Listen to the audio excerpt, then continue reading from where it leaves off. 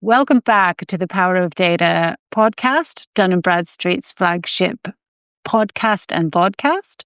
Today, I'm very, very pleased to welcome Roisin McCarthy from Women in Data. She's the founder of Women in Data, and she's joined us off a flight from New York, so probably very jet lagged, but nonetheless, we're so pleased to have you here. Welcome. Susan, thank you so much for having me. You're right, I'm totally jet lagged. We'll see how this goes. We'll play it by ear, but it's a real privilege to be back here on the podcast with Dun & Bradstreet. And so you were here 5 years ago, if I'm not wrong. Yeah. So maybe you can tell us a little bit about what you've achieved, what are the accomplishments of Women in Data, and what are some of the key successes in the last 5 years? Yeah. So the world's changed somewhat in 5 years. The last time that I had the privilege and the opportunity to join the podcast, it was pre-pandemic. The world was very, very different, Susan, I can tell you. And Women in Data as a community were actually only 25,000 in size. We fast forward now, 5 years on, and the community is over 90,000. Fantastic. In 130 countries, with growing chapters in both India and North America, and of course here in EMEA. So growth has been significant in the last half decade.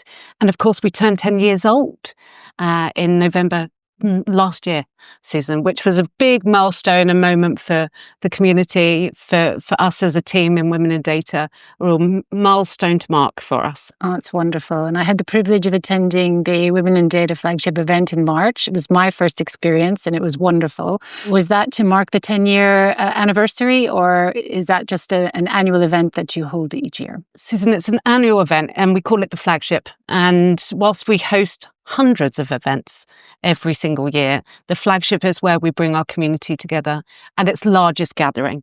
So this year we had 3,500 women in data at the O2 for a day of enrichment, of empowerment. We use the strapline Connect, Engage, Belong because it's something that you can't experience anywhere else, or I don't believe so, in the world of data and tech. And that conference has become synonymous with our ability to be able to create network and create the benefits that come from networking, but also look to equip and enable the careers of women practicing in this space with learning opportunities, with development opportunities, with inspiration in abundance. Which is wonderful. So why don't we step back a little bit for our viewers and our listeners who may not be familiar with Women in Data, and maybe you could just tell us a little bit more about the mission and your vision 10 years on. Susan, it's an interesting story. It's quite a personal story, actually, the inception of Women in Data. So in my day job, I run a recruitment business, and I've been placing people in data and technology now for 25 years for my sins. It was back in 2014, I was doing some year-end reporting and looking at our performance across the business. It was our most successful year in trading at that point. And for some reason, I decided to put gender into one of the report outputs. And what I learned in that moment changed my world forever. We were placing less women than we had done all the way back in 2000. One, when I wasn't very good at it, let me add. And two, when there was, a far less demand for the skill set more broadly. And, I spent 6 months really looking at the reasons, the whys, the push and pull factors, because nobody was talking about this overtly at this stage, Susan. And what I learned was not only were women not joining the career space at the same rate as their male counterparts, their careers were stagnating 5 times faster, and they were leaving the industry to not return. So we had a perfect storm. And we were seeing occupation of roles in senior leadership at only 16% of occupation being female. So I decided to connect 125 of those female leaders that I'd worked with in the day job and put into careers. And Women in Data was born. The mission started with a very clear mandate. We were seeking to drive gender parity in the world of data and tech. But the reality is that this issue is so complex that it's going to take multiple interventions to solve. And I don't think it's going to happen in my lifetime, Susan. No. What we have seen move in dial over the last decade is, firstly, that occupational role of female leaders has increased significantly. We're seeing more young women entering the industry. But we've got fundamental challenges, particularly around our mid and senior level leaders and them being retained in careers in this space. And we're seeing as many as nearly 50% of women, by the time they reach the midpoint in their career, diverting their skills away from data and technology. They're not leaving the workforce, they're leaving data and tech. So whilst we're seeing lots of great movement of change in early careers and career transitioning in, we've also got a problem with retention and a leaking pipeline. Yeah, and that's it's a real shame. So obviously my follow-up question will be, why? Have you got anything in the data that can help point to what is the reason for this leaky pipeline that we have? And whether those are quantitative or qualitative, would be great to hear some of your views. I think that there's no doubt that this is a tough place to succeed, to further your career in data. And I think that the challenges the challenges are different depending on sector, depending on discipline. For instance, if we look at roles like data architecture, we see as little as 7% of occupation being female in senior leadership roles. Now, if you're the only woman in the room generally, but you're the only woman in your discipline, I think it can be an incredibly lonely place. So that's why network's really important. And, creating role modeling opportunities, which women in data have been centered on for the last decade, is absolutely vital. We need the next generation to believe they can be what they can see. And we've got to provide visibility for that to happen. So definitely one of the aspects is we've got to create better role modeling. We need more sponsorship. We need more female talent to be sponsored in by their allies, by their leaders already in position. And that's quite a complex topic on its own, Susan, because whilst people feel they may be an ally or they are a sponsor, you've got to see it in action. And I don't think we see enough of that across business more broadly. I think that the other element is that women are not being skilled at the same rate as their male counterparts. And in some of our research in Women in Data, we run a report called State of the Data Nation. What we're seeing is that young women or women earlier in their careers are not fundamentally receiving the training and development that will allow them to aspire to those roles in leadership and management further down the line. Whereas their male counterparts will assume the roles without the training and development. Women feel they need it. That's very interesting. And I think some of the other initiatives that you've sponsored as well as part of Women in Data are around young women and girls in data who are coming through and who will need that role modeling, will need that skilling and development and investment. Can you talk us a little bit more through what Girls in Data is all about? Yeah. Girls in Data is the topic that gets me up in the morning, but it does keep me awake at night also, Susan. It's WID's little sister. It's Women in Data's little sister. And she was born back in 2019 when we originally connected on the podcast. We moved forward 5 years and her mission is very centered on driving visibility. We talked about that role modeling by utilizing our community to go and inspire the next generation and showcase real women doing real roles and creating relevancy to the younger generation coming through. And the mission is to reach 1 million young women here in the UK before 2030, which we're on track to do, I'm pleased to say. But this is a mission that needs to span the globe. It's a problem in all parts of the globe, all corners of the world. And we really want to take Girls in Data on a further and wider mission. Well, I applaud you. I have 2 daughters of my own, one of whom is at university now studying mathematics and wants to go into data analytics. Amazing. Yes, I'm thrilled for her. She calls herself a STEMinist. It was a new term that I wasn't familiar with, but I'm stealing with pride. Yes. But I am concerned for her in much of the ways that you've described, that there are not enough role models in the data business for her to look up to, right? For her to have peer-to-peer connection with as well. And even in some of her university classes, she's in such a minority compared to her male counterparts. Yeah. And that hasn't improved at scale over the last decade, I'm sad to say, Susan. And from the World Economic Forum, we learnt in Q1 this year that gender equity in this space is predicted for 2158. So it's not going to be in our daughters' lifetimes. No. So I feel that, and I feel that we really need to work harder, faster, move further, quicker, to ensure that we've got an opportunity of true equity in this space. Plus all the dangers if we don't get it right. If we don't place equity at the center of data solutions, we are going to be building a further, more unjust world for consumers, for society more broadly. Excellent. So obviously there's a big role that business can play in this. So in your mind, what should businesses be doing? What should they be thinking about? How should they be sponsoring this? Yeah. Our relationship with Dun & Bradstreet goes back, as you know, 5 years, and it's absolutely centered to our work because we don't charge our membership any fees.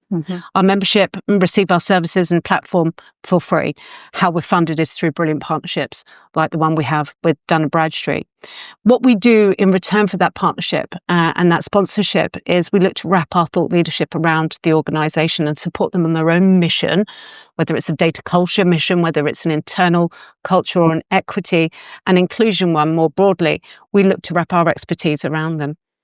And we look to drive things like recruitment and retention practices, learning and development streams, but also look to build community.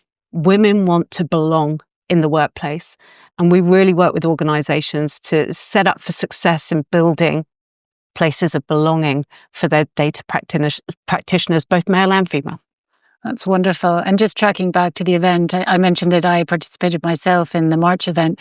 I have a long career in data and technology where I've been primarily surrounded by men. So it was the first time I'd been in a networking facility with women only. And it is a very, very different experience. What was so different, Susan?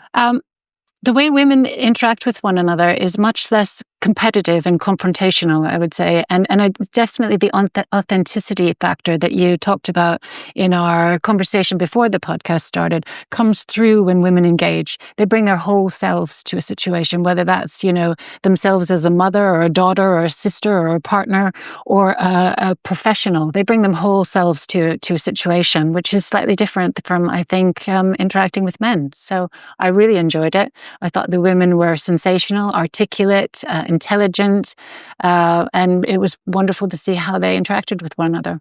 Yeah, it really is. It's something truly unique to have that vibe, that buzz and that authenticity. But you're right, that place, that safe space that's created where women really can be transparently open and honest and share is game changing. That's where their networks grow. That's where their careers can truly grow, when they can learn from one another in a non-competitive way.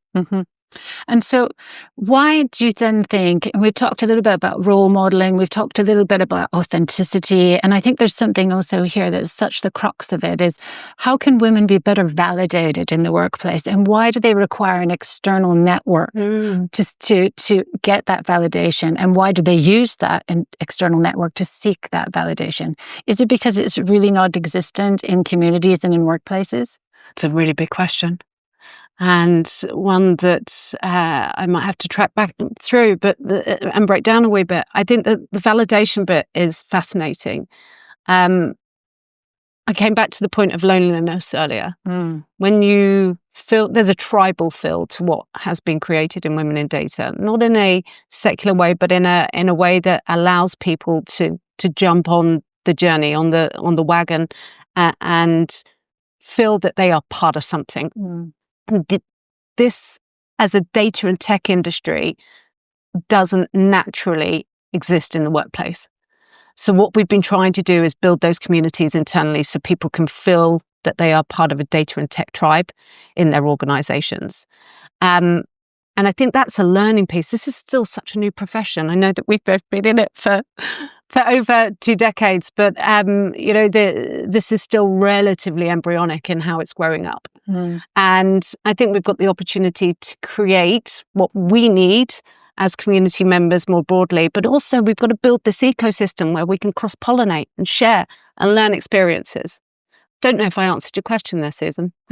No, I think you just reinforced how important the network is, because perhaps it doesn't exist in other places in business, and it needs to. Right? And so I suppose as much as anything, when we talk about role modeling, it's about permission. It's about giving women permission to seek what they need in whatever environment that they're in. So it's clear that women in data is playing a critical role in that. I'm wondering how we normalize that more in business and beyond.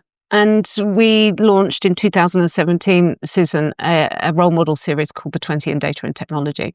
And each year we surface 20 phenomenal women at every stage of their career who are changing the world that we live in through data and technology, whether it's saving the lives of newborn babies through to driving change at the heart of government. We look to validate, to surface, to spotlight these incredibly talented women that aren't seen. And that program now has 140 phenomenal women in the alumni. It will go to 160 this year, I'm proud to say. But the power of that alumni and the brain power in that alumni is simply remarkable. But what it's done to allow accessible role modeling to really be achieved in our community has been simply sensational. And we look to create brilliant portraits of these amazing women, but also tell their stories throughout the year in so many different ways. Well, that's great. So we've talked a lot about the kind of permission and the reassurance and the validity that a network like this can create. Let's just talk a little bit more about the bottom line and what it means when it comes to return on investment, to invest in diversity and inclusion as a business or even as an NGO, for example. Yeah. Tough time on that conversation right now, Susan, isn't it? So I'm going to be a bit controversial. Women in Data isn't an organisation centred on diversity. We are on inclusion, but 51% of the population isn't diversity. It's the majority. So the DE&I conversation, I think we sit slightly left field of. Inclusion is incredibly important, and as is equity, but diversity is a topic that we sit a little bit left of. In terms of the opportunities for organisations to capitalise, I think we've got to stop talking about capitalising on it. It's all right as females to have equity in the workplace. I don't think we should be asking to exchange value to get it. But there are clear benefits. And then if an organisation needs to provide an ROI to be able to invest further in women, more diverse data teams create better, more inclusive solutions for the customers and society, as we mentioned. But also more diverse teams drive better productivity, better profitability. We see it, the World Economic Forum reported 15% improvements on ROI, on profits.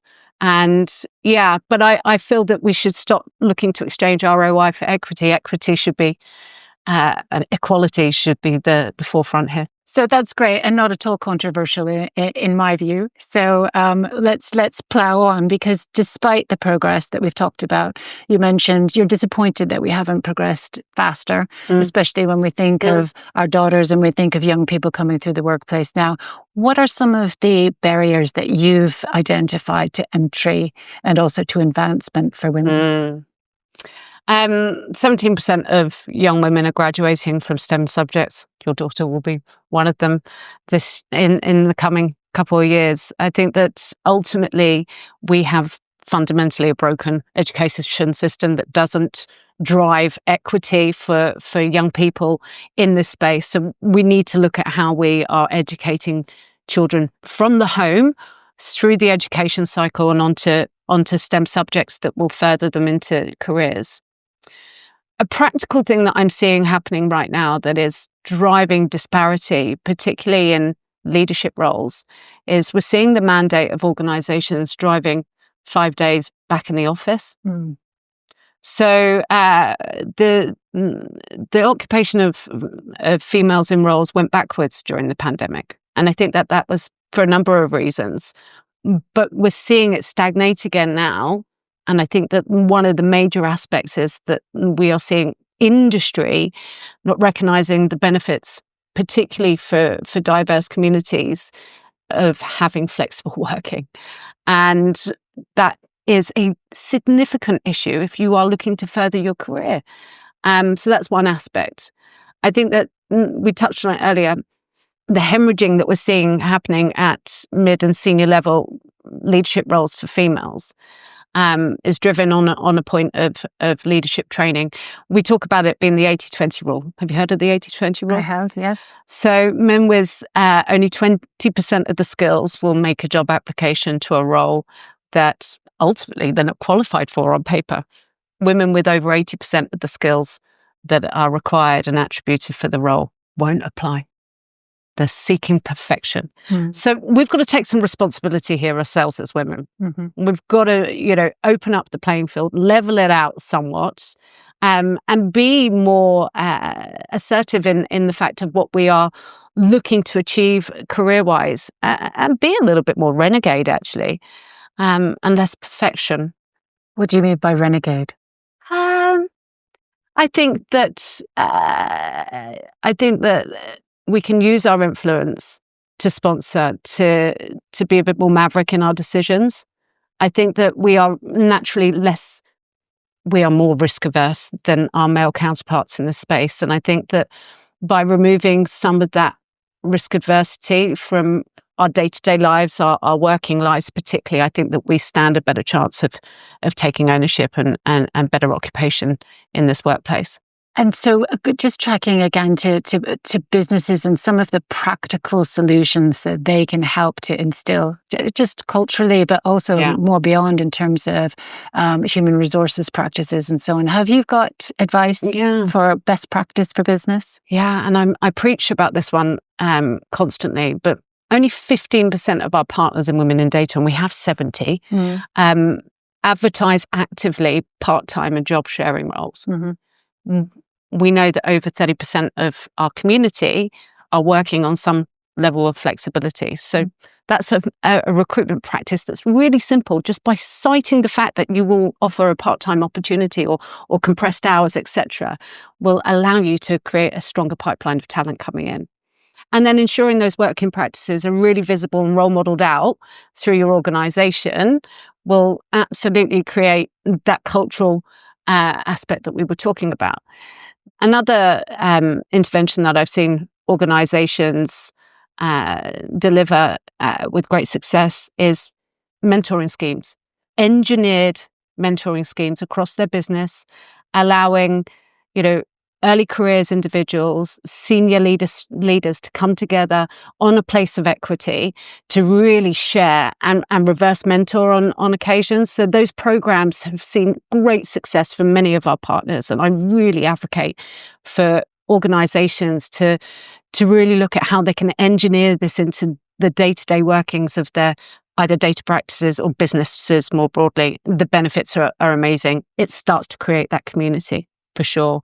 It gives an event calendar to the teams. And again, it creates that stickiness and that sense of belonging that we've talked about so readily today. Yeah, I've personally benefited a great deal from mentoring, and Dun & Bradstreet has a mentoring program for women, pairing up with other women in the organisation that I know many people have benefited from as well.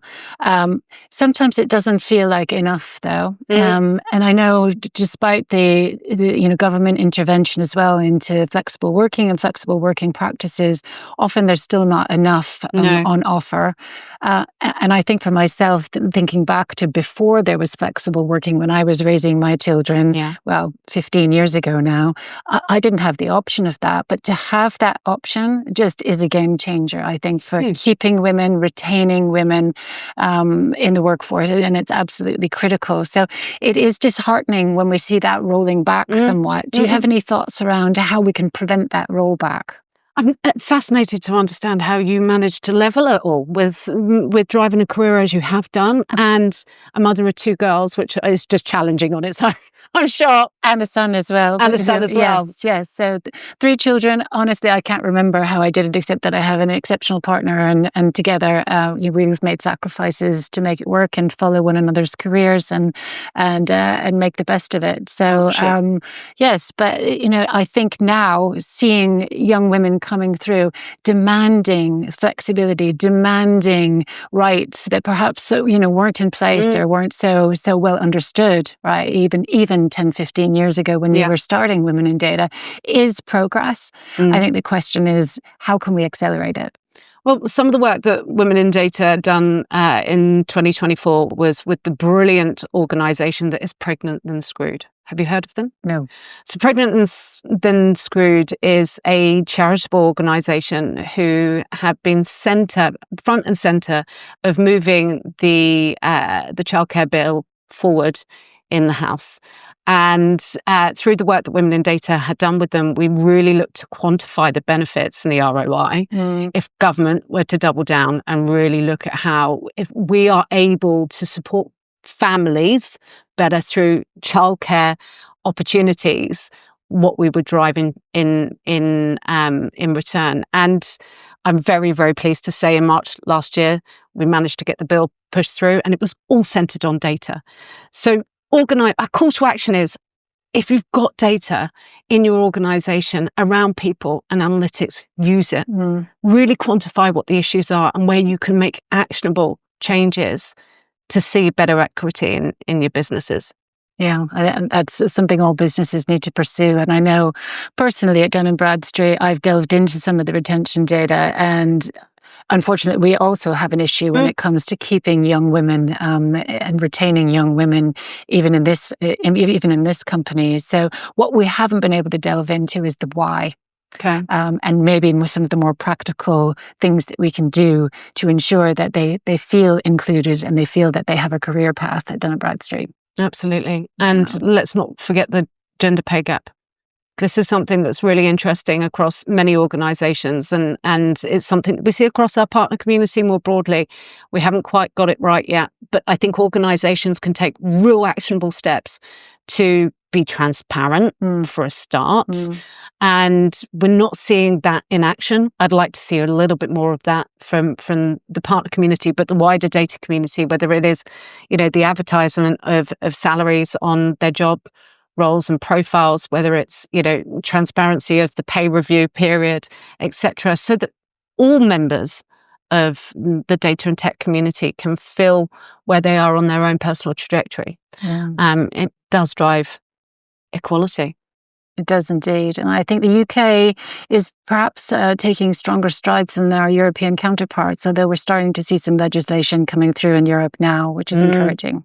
Absolutely. I think the UK are leading on it, but it's apples and pears in some senses, because what is being measured isn't actually that equitable in places. So I think that there's probably further work that our government can do on actually how they're measuring it, who's responsible for collecting it, and how it is then published. There's further work to be done for sure, but we are sitting at the pioneering point in time on this. I think that with such a point in time more broadly around AI and data, if we can't get this right now, we're going to have to remedially deal with this further down the line. This is a point in time that we need to drive change. Now, you mentioned AI, so we'd be remiss in not discussing it. Since we've discussed the past, let's discuss the future as well. AI is obviously becoming a big part of our lives. There's growing concern about gender bias, potentially baked into some of the AI models and data sets that we're using. In my own team, we have a team of AI experts, if you will, who come together and share information about how they're using and benefiting from AI. And one of these team members, who happens to be a woman, had been using a certain AI platform for several months and querying the data, and then asked a simple question about themselves. In terms of the AI giving information about their profile and their photo, and the AI came back with a picture of a man. Assumed. So I'd love to hear your thoughts on what impacts you're seeing in bias in data. Well, Susan, did you catch the early part of Women in Data's flagship where we launched our digital twins? Unfortunately, I didn't. Oh, my goodness. That, but tell me. So the segment was referred to as Tits and Teeth. And I'll explain why. So Pearl, Fiona, Karen and I decided that we wanted to drive AI into the centre of our conference. And we wanted to have digital twins that would allow us to take some time off. Let's maximize, let's optimize, and let's create some digital twins that can support us. So we worked with some AI experts, and the first rendition of our digital twins were created. Well, firstly, they were from outer space. The second point is they had wonderful teeth and very large breasts. And we were all the same size waist, which was fascinating, and height, which was fascinating. So when we looked at it, the bias that was fed into the data set clearly was historically biased and an assumption of what we might look like as data leaders in the world. So we set about creating deepfakes with leveled data, with historical data that was accurate. And what was created was a incredible digital twin. She is, for Roisin, we call her Roisin, Raisin. And she's totally autonomous. She's been fed on my historical data. She is identical to me and something to see in action. So I think the world is changing, but we've got to really consider what we're feeding these models. Yeah. And it does take work, because we could have used tits and teeth, but that wouldn't be a fair, authentic reflection to our brilliant community. We need to consider what we're feeding historically into these models. Absolutely vital. And what about steps that organizations could and should be taking to limit that? Yeah, well, I think having a spot check straight away and ensuring that you've got a diverse team coming to the table to consider the problem at hand, ensuring that the data sets are being considered, and again, having a level of responsibility of AI ethics and governance frameworks that check the other side of this before things go into production. We see it go so badly wrong so often. And that's why there's so little trust in AI, we're seeing. Can't trust the data. You can't trust the output. Exactly.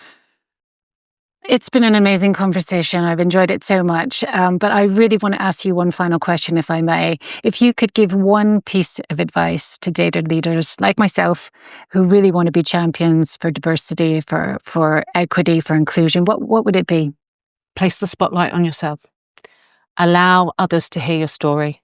Tell it as loudly, as widely as you can. It will absolutely resonate with one person. If you can change one person's career, we're going to move in the right direction. So my ask is for data leaders to be more visible, to be to tell their stories more widely, and come and join Women in Data. Oh, fantastic. Roisin McCarthy, thank you so Susan, much for joining us on Power of Data. It's been a pleasure. Thank you.